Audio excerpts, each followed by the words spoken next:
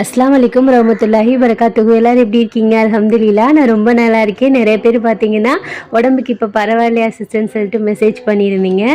ஒரு 3 டேஸாகவே என்னால் ஒழுங்காக வீடியோ போட முடியல, ஹெல்த் இஷ்யூனால தான். இப்போ அல்ஹம்துலில்லாஹ் பரவாயில்ல. நேற்று ஹாஸ்பிட்டல் போனதுக்கப்புறம் ஹாஸ்பிட்டல் போய் நம்ம என்ன சொல்கிறது பில் கொடுத்ததுக்கப்புறம் தான் நமக்கு கொஞ்சம் வந்துட்டு உடம்பு பெட்டராக இருந்துச்சு. அக்காவும் தங்கச்சி மாற்றி மாற்றி ஹாஸ்பிட்டலில் பாசமொழியாக பொழிஞ்சிட்டு இருந்தாங்க.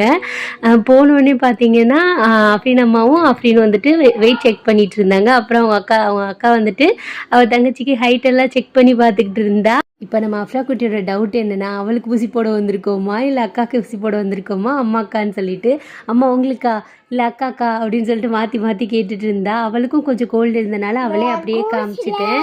ஆமாம் ஆமாம், அஃப்ரா குட்டி பக்கத்தில் இருக்காங்க. ஒரு ஊசி தான் போடுவாங்கன்னு பார்த்தா 2 ஊசி தான் போடுவாங்கன்னு பார்த்தா 3 ஊசி, மொத்தம் 3 ஊசி போட்டாங்க. ஆமாம், அம்மாவுக்கு போட்டாங்கம்மா. கொஞ்சம் ஒழுங்காக டைமுக்கு சாப்பிடாதனால நம்ம செஸ்ட்டுக்கு கீழே பெயின் வந்துருச்சா, நல்லா செம்ம பெயின், தாங்கவே முடியல. அதுக்கு வந்துட்டு அந்த பேன் இன்ஜெக்ஷன் மாதிரி நரம்புல போடுவாங்களே, அந்த இன்ஜெக்ஷன் தான் போட்டுட்டு இருந்தாங்க. என்ன சொல்கிறது, நமக்கு பழகி போச்சு அஃப்ரா குட்டி பீரியட். சரி ஆமாடா 3 ஊசிடா, நமக்கு வந்துட்டு பாப்பா கன்சீவ் ஊசி போட்டு பழகிருச்சு.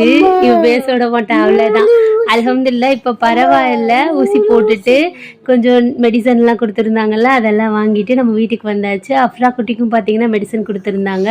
அஃபீன் அம்மாவுக்கும் பார்த்தீங்கன்னா சத்து மருந்து எழுதிட்டு வந்தாச்சு. அவ்வளோதான், அல்ஹம்துலில்லாஹ்.